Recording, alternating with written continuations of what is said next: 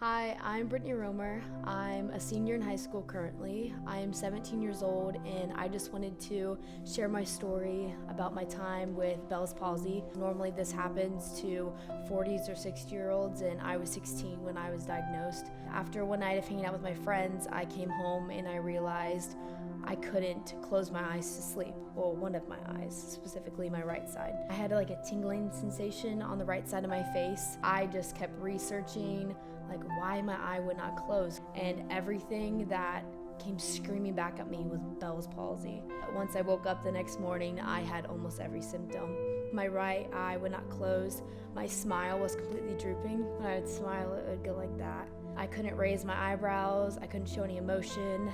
I couldn't wrinkle my nose. I couldn't pucker my lips. When I asked how long Bell's palsy could affect my life, he said it could last a few weeks to the rest of my life.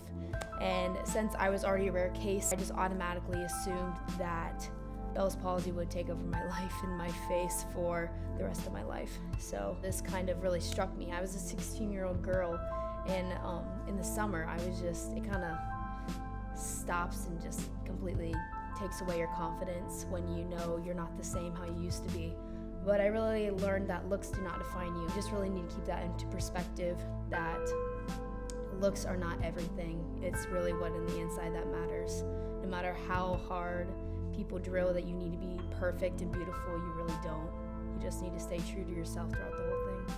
My friends were so supportive through this. They would all just do a slight little grin so I wouldn't stand out like a sore thumb, even though I still did. Throughout my time with Bell's palsy,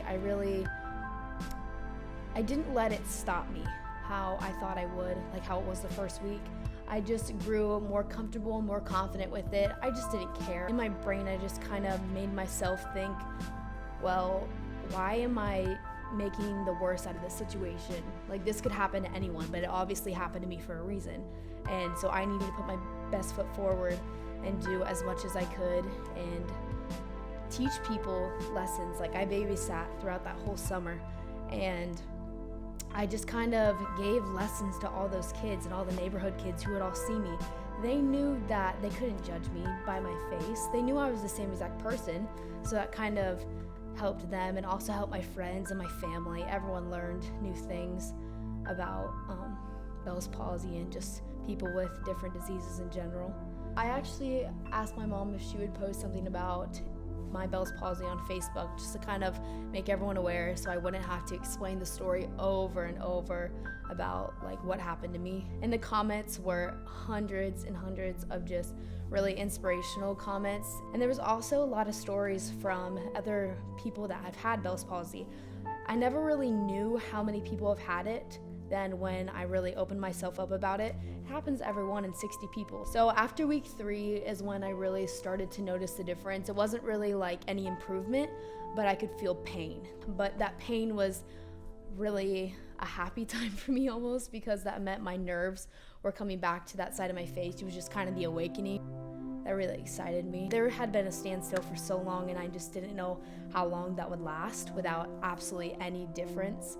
So that really almost inspired me. I just hope to be an inspiration to all you guys out there that it can only last 2.5 months. It could only last a few weeks.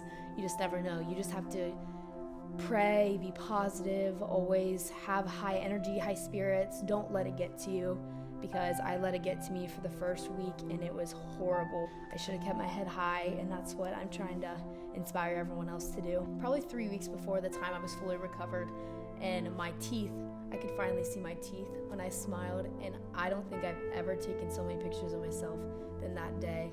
I was so happy. I think that should really inspire people. It will get better, I promise you. You just have to keep pushing and just keep that mental positive thought in your head that it will, and it will.